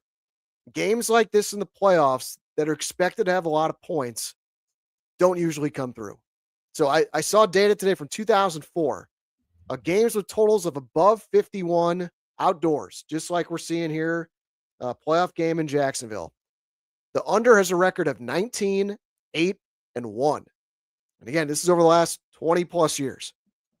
So for me, I want to focus more on the first half under, because this has been a familiar game script for the Bills. They start slow, then they start storming back in the second half. I want no part of an under when Josh Allen is doing his thing in the second half like he did in New England against the Patriots a few weeks ago. I did also saw the Bills. They're just 5-12 against the first half spread this season. So I could definitely see another slow start for them here. I think Jacksonville first half could be a good look, even more so than full game. But to me, it's more that data I talked about, 19, 8, and 1 over the last 20 years when you got a playoff game with a total over 51 and the unders cashing at that rate. To me, I haven't looked at the public splits yet. Again, it's only Tuesday for the over under, but to me, this screams an over game. We're already seeing the movement. It was at 51.5. It was 52.5 when I looked today. I want to fade that. So lean under 25.5 in the first half at -105 on DraftKings, but I want to wait. I think this might continue to shoot up. But this is kind of my fade logic play of the week. I think this is the game that I would want to attack that with the first half under. Yeah, and Mr. Sharp arguing with himself again because he's talking about Caleb Williams and he's a rookie quarterback, first time he's ever been in the playoffs, and Trevor Lawrence has never been in the playoffs either, Jack. Yes. No, you're wrong. He played the Chargers and had an incredible comeback. They were down. That's right. That's right. I'm sorry. I don't know what the hell I'm talking about. Spotlight's not too big for T-Law. You know, I think the Jaguars have 5 wins against playoff teams too, and I think everyone – kind of saw this team as a fraud. They did have a very easy part of the schedule there for a while. But when they went into Denver and they took Denver's number and beat them 34-20 in Denver, this team, I think, what have they won, 8 or 9 in a row now? I just think it's finally coming together. Lawrence has arrived. He's going to be the guy now that he should have been. He's got a good coach who's open. Sometimes these quarterbacks, they don't have a good coordinator or offensive guy around them. You see it with Caleb Williams now. I think Lawrence finally found his guy. He gets enough open, easy reads, and they're tailoring the playbook around him a little bit more. He's running, using his legs. I like Jacksonville. Got a fan here, Sean, and better than you, since Sean's got a good point. Jags are on point the last few games. Bills have struggled second half. I think it's more first half they struggled. Like I said, 5-12 against the first half spread this season. No, I think would it surprise me if Josh Allen wins this game? Absolutely not. Right. Go ahead, Tito. He also might be the second half of the season. It may not necessarily mean the second half of the game. So yes, yep. You're on better than you side there, Tito. Very nice. Next game, 49ers at Eagles, 3:30 on Sunday. Eagles a 4.5-point favorite. Total is 44.5. Boy, I don't like that this number's moved up from 3.5 to 4.5 because the favorite I liked the most this weekend when I first saw the lines was the Eagles, assuming San Francisco's health situation is not improved. I want to wait to lock this in until we get injury reports, weather, all that stuff. So I was wrong in the Niners last week. That was a reminder to me what I've been saying. Go ahead. There was a pick at the goal line, though. That was a closer game than you thought, Yeah. You talking about against Seattle? Yeah, it was close, but just like the story with the Niners have been their offense has just looked incredible, and then they couldn't do nothing against Seattle. Well, yeah, NFC West, they've seen them once this year. They were ready for them. Well, I think that's what kind of my overall point when I handicap this game is, the Niners have looked really, really good against bad competition, and then they face an awesome defense in Seattle. They don't look nearly as dangerous on offense, and now they're facing another great defense in Philly. And kind of what sold me on this on the Eagles. So I saw Brock Purdy today. He's been very impressive in a lot of games over his career, especially late. Yeah, he's fantasy football champion too. Dude's not been good as an underdog though. He's made. How about this? Purdy's made 51 career starts in the NFL. He has only been a dog 4 times in those 51 starts. But the Niners' record in those 4 games when they're a dog, 0-4, both straight up and against the spread. And they have failed to cover by an average of over 12 points per game in those 4 losses. So they have not been good when they step up in class. Their defense is running on fumes with the injuries, and the Eagles just know how to win these games. Jalen Hurts, 5-0 straight up, 4-1 against the spread at home in the playoffs. He's won those games by an average of 21 points per game. I also saw one more number on Hurts, 31-5 straight up as a home favorite. I just think I'm not really sold on the Eagles as a team that's going to get to the Super Bowl, but I think they win this first game pretty comfortably. I think they win, they cover, they win this by, 7 to 14 points. But again, I want to wait to see the injury report for locking anything in. The Niners, I think they knew like they had to win that game against Seattle last week if they wanted any legitimate chance to make the Super Bowl. Now they got to play again on the road, go to Philly. They're all beat up. Let's see if anyone comes back. But I just think the Eagles, again, that's my favorite I like the most for sure. Sean, what say you? Yeah, totally agree. I think this is what happens. I think the money here again is all on the Niners at 4.5. It looks like 76% of the bets are on the Niners at 4.5. I like the Eagles here a lot. And I'm happy that Andy pulled them for me. I think the Eagles got a shot to get back to the Super Bowl because I don't believe in the Bears and I don't believe in Sam Darnold. So the Eagles got a shot here still to get the Super Bowl. I think you're kind of wrong about the Rams. I think the Eagles still might be the best team left in the NFC. That defense is looking a lot better. They went into Buffalo and slowed down Josh Allen. But can Hurts stay on top of his game? That's going to be it for the Eagles. They have unleashed Barkley the last few weeks and really got him going with more touches. And I think that was more of a load management to start the season. They kind of knew what the goal here was to get into the playoffs and then let Barkley, kind of eat. So expect a heavy dose of runs, and the 49ers can't stop the run. Seattle ran all over them. I like the Eagles here. I like it at 4.5 still. So this will be in pocket for me. What do you make of this, Sean? I don't know the answer to this question. I don't know if you have a theory on this. So you're right. I had not looked at the public splits. Niners are getting 76% of the bets, 76% of the money. But the line has moved up on the Eagles where it started 3.5 and now it's up to Eagles -4.5. You would think if the Niners are getting all this money, it would drop to Eagles +3. 3. Yeah. Any idea what the hell's going on with that? No, I don't. So we're gonna have to see where this number ends up. It is very fishy that it's doing this, right? Yeah. It should be the opposite. I agree. Why lean the Eagles even more here? Yeah, that is strange.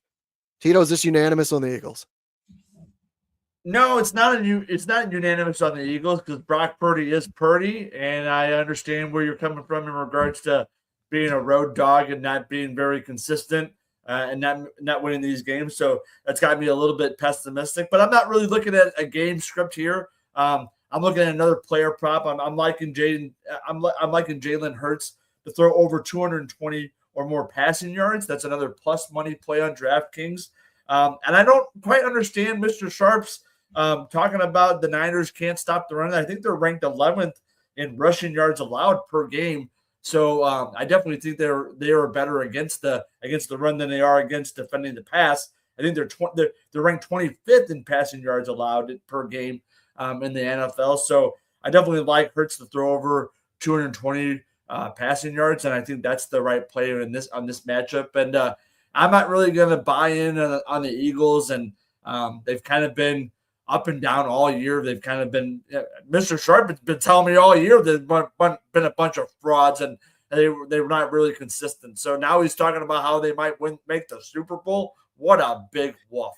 It's how you're playing lately, and I like the Eagles. I think they found something. They're getting back to who they are, running the ball, playing defense, and they're tough to beat when they know they're going to go for it on fourth down. And when they keep it small and simple, they're very tough. I think they're getting back to the way they like to win games. I don't know if you didn't watch the Chicago game or the Seattle game, but that defense was getting shredded against the run. And it's just because they're banged up. Earlier in the year, they were a lot better at stopping the run. Fred Warner, Bosa was in there. So, I think that we'll see if Warner suits up. They're saying he's a maybe. SJ saying in the chat, go Packers. Or I think where Mr. Sharp definitely thinks it's going to go. How about these NFC divisional playoff round if it happens? Packers at Seattle in what would be a rematch of that NFC Championship game with the onside kick from years ago where the Packers lose to Russell Wilson in overtime, and then have a rematch with the Eagles and the Rams with our most painful gambling loss of the season, with the Rams going for a game-winning field goal. The Eagles block it, return it for a touchdown, and not only win the game but cover the spread. A very good chance that's what you see in your NFC divisional playoff round, and those games would be absolutely fire. That's what I believe. Yeah. Oh my God, it'd be outstanding. Tito, get us started on the next one. Sunday Night Football, Chargers at the Patriots. Pat's a 3.5-point favorite. Total is 46.5. What you got? I'm not a believer in Drake May. I know he showed me all year how great of a quarterback he's been. I think he might win the MVP, and Mike Vrabel is a great coach. And so I'm going to stay away from the game itself. I do like the Patriots -1.5 in the first quarter at plus 122. The Patriots lead the league in first quarter points, point average at 7.2, while the Chargers, they're terrible in what they give up in the first quarter points. So I think the recipe for success here is taking the Patriots at -1.5 in the first quarter. That's where I would be going with my bet here. I'm not really I don't want to rely on Drake May to pull out the victory and either have a money line player or laying points or anything like that at the end of the game. Tito bringing heat, bringing data. I love it. Mr. Sharp, you referenced the Chargers earlier. Is this one of those upsets you're talking about? I think this could be a straight out upset here. I think the Chargers are a live dog. I think that easy schedule catches up to New England here. And Drake May's first time in the playoffs. So we already know the numbers on that. I think Harbaugh plan up for him just fine. And New England doesn't get after the quarterback. And if you're going to give Herbert all day, I think he's going to pick apart this New England defense. I love it at 3.5. This is going to be in pocket for sure. We might even sprinkle a little parlay on the money line Chargers. I think this is the big upset of the weekend. And also, 64% of the bets are on New England. We're going to fade the public all weekend. I like to hear that. Yeah, I talked about it in the Bears game. I like using those alt spreads. Bears +7.5 paired up with Chargers +7.5, -114. on DraftKings. But as we're talking this out, you're very confident in the Packers. I just think Eagles money line paired with Chargers plus 3.5 might be the way to go. I'm sorry, Eagles money line, and if I take the Chargers and I do plus 7.5, just to give me that little extra protection in case the Pats do win this game by a score. Real quick. Sorry, this is not good podcasting. Eagles money line, Chargers plus 7.5. That gives you a price of. My app is fucked up. I'll look it up later. No, I don't know what's going on. All right, let's move on to the next game. I'll get it up here shortly. That's what she said. That's very true. Okay, I have it now. Eagles money line, Chargers plus 7.5, plus 111. I think that's where I'm going to go for that play. A little plus money play there. I like that. I think might be the move as opposed to the Bears. I might just want to sit back and watch the Bears-Packers game. It's going to be incredible theater. Monday night, Houston at Pittsburgh. Final game of the week. Houston is a 3-point favorite here on the road at Pittsburgh.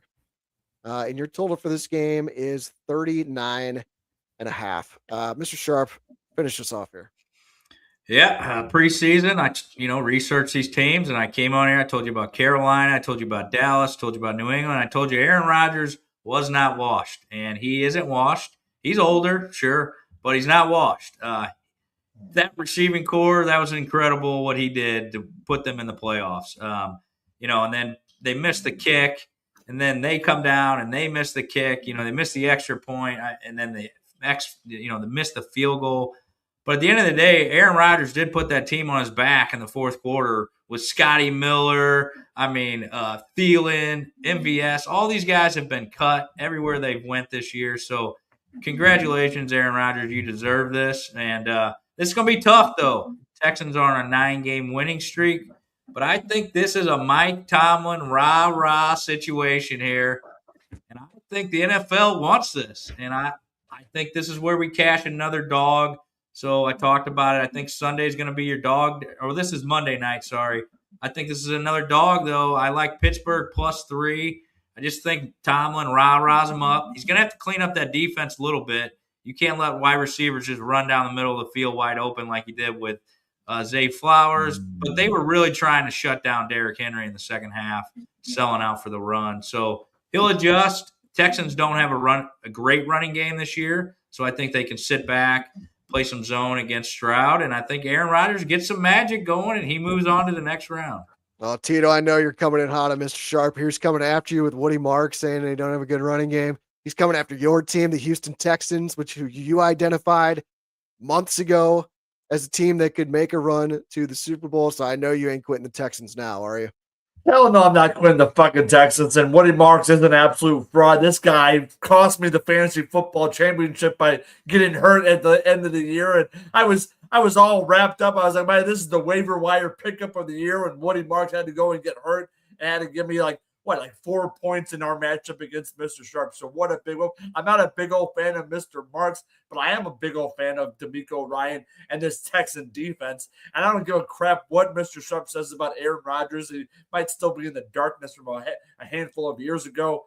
This guy, he did will his team to victory against a rival in the Baltimore Ravens. But this is the Houston Texan defense. This is the defense that has been top-notch across the NFL. And so I'm not laying the points. I'm not looking at that. I'm looking at a different play. I'm not buying Aaron Rodgers and DK Metcalf coming back. Jalen Warren running all over this Texan defense. So give me Steeler team total points under 14.5 at plus 165 on DraftKings. I like it to be a low-scoring game, and I definitely look to see if it might be like a 14-10 or a 13-10 win for the Texans. That's where I'm leaning, Daddy. Man, I'm kind of leaning with both you guys to a certain extent because I'm leaning Pittsburgh and I am leaning under. At first, B. Fishman says, "Give me Steel City." I think B. Fishman is a Steelers fan. And the Gottson saying insane Sunday night ending. Poor loop. Ravens messed up getting rid of Harbaugh. Yeah, just that loop, man. He didn't. You want to? If someone ever asked you, can you define what it means for someone to have it? Loop from the Ravens does not have it. That is a perfect example of a guy who's been absolute money all season from inside 50. And then the biggest kick of the season completely does something different that he hasn't done all season, which is just completely shank one. You don't have it, Tito.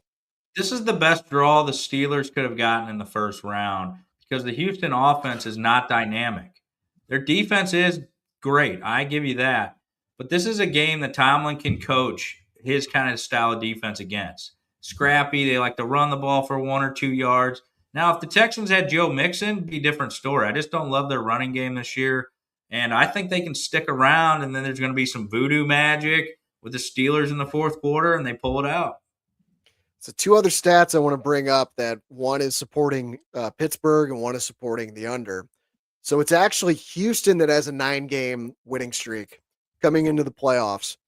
That's not a good thing, though. So over the last 23 years, when a team brings a winning streak of 9 or more games into the playoffs, their record against the spread is just 6-19. Oof. So these teams that come in super hot, they've won 9 in a row, probably paying a little bit of a tax on them. It's a brand new season. These teams are 0-0. You know, the Jags have won 8 in a row. I know, but just 8, Yeah. not 9. So, but 6-19 against the spread. So that trend isn't good for Houston. And then it's been my theme on the show tonight. I want to play. I got to find out from Dave Green or Joe Roderick if I could play the Undertaker music on the show. Cause just give me one more here. Tito, I agree. This is going to be ugly.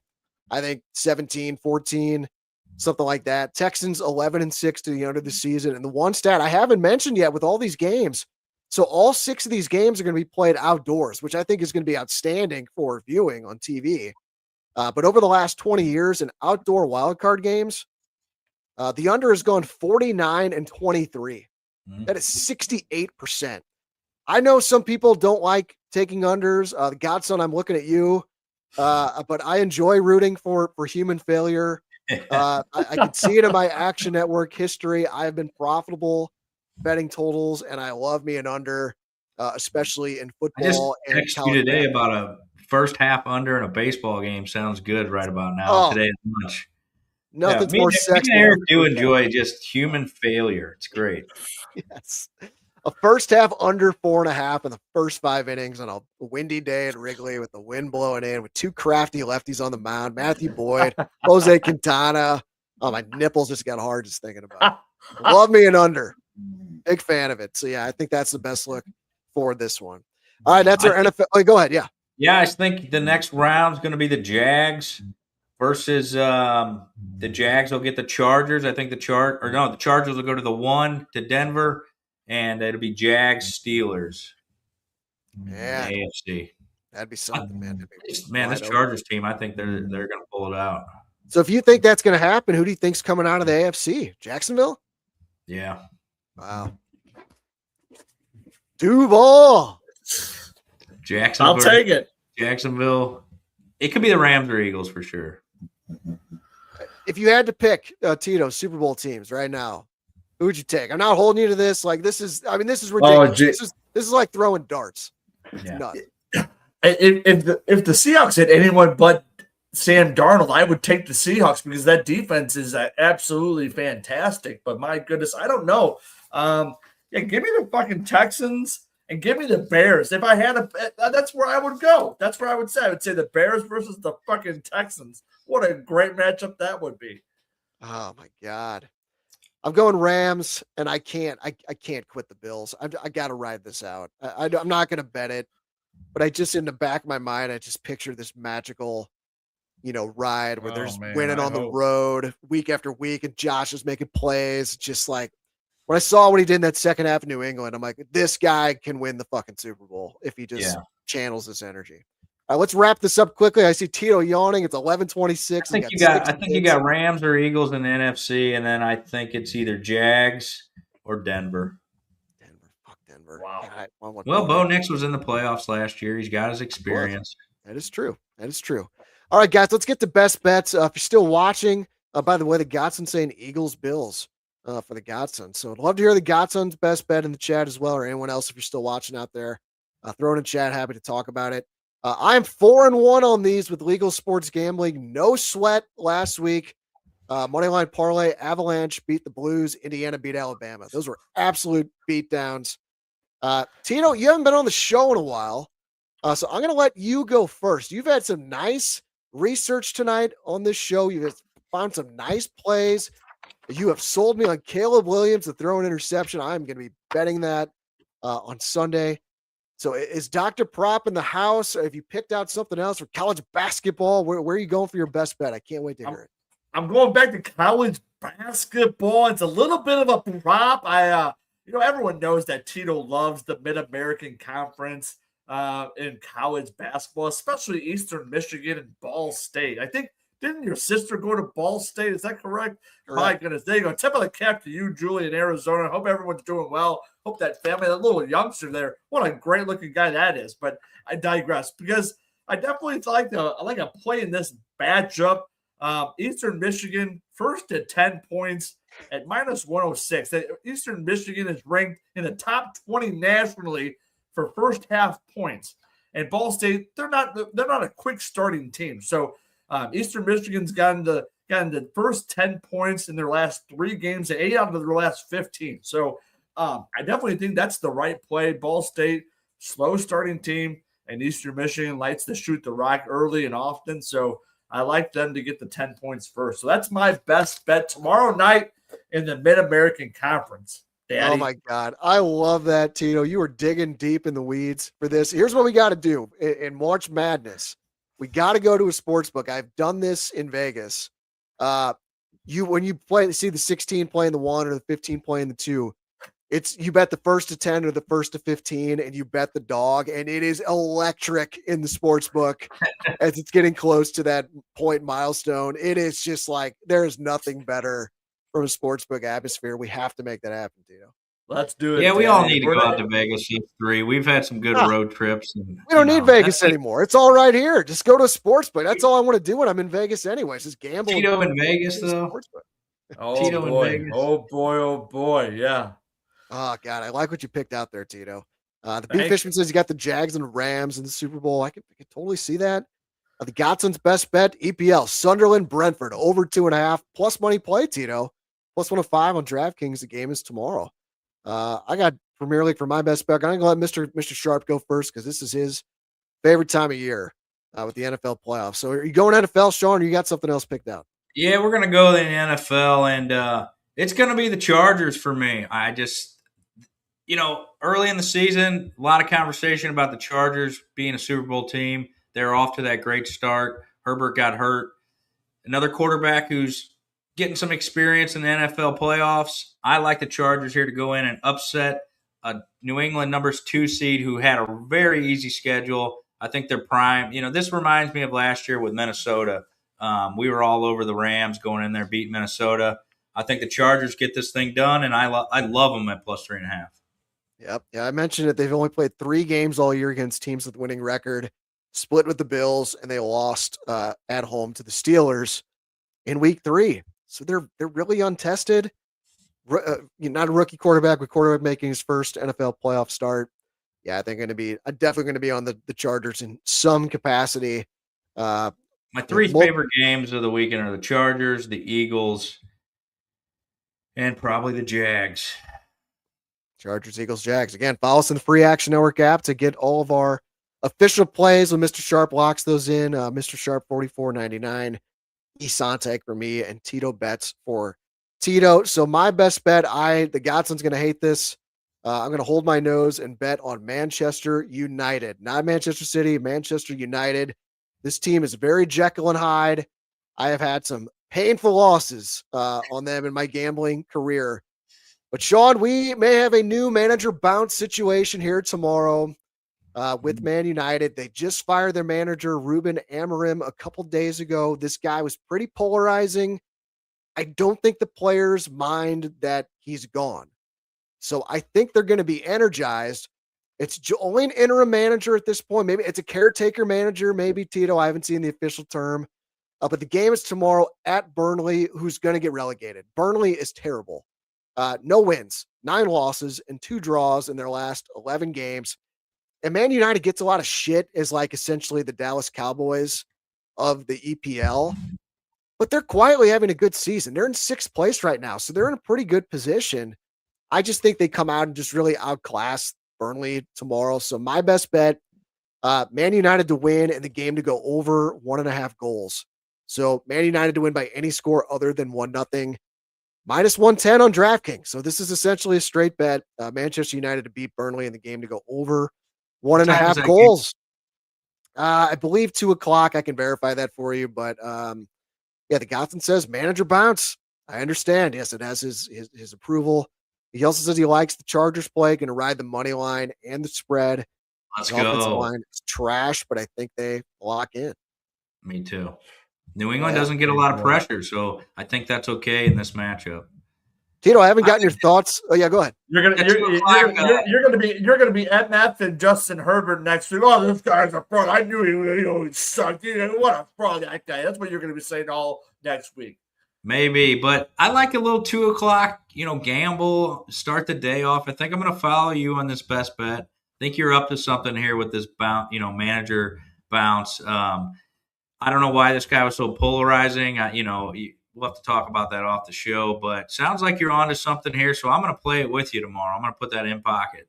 Yeah, I'm 215. staying away from that play because of you just saying outclass. This team is going to outclass it. What does that even mean? Outclass. What a big wolf.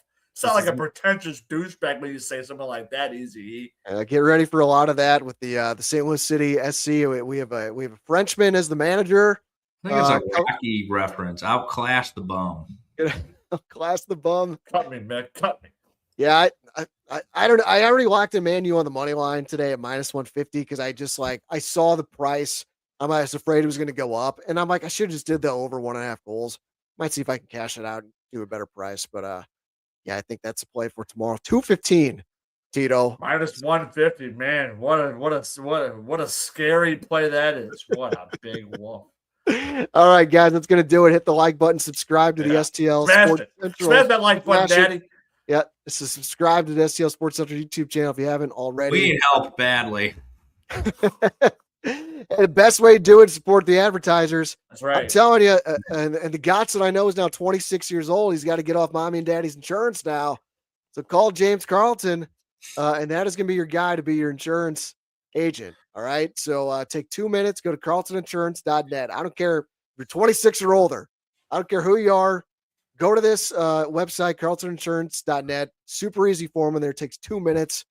Get a quote on your insurance. You're going to save a shitload of money for 2026, more than likely. And get signed up with DraftKings. Use the promo code STL Sports to score $300 in bonus bets. Good seeing you guys on the show here tonight. A lot of fun. Close to setting the record for the longest show. But yeah, hour and 52, but it was a lot of fun. So that is Shawn Surwillo and Tito Ulrich. I'm Eric Sontag. This has been Domesticated Gamblers here on STL Sports Central, presented by DraftKings. The crown is yours. Thank you for watching, guys, and we will see you next week. Let's cash.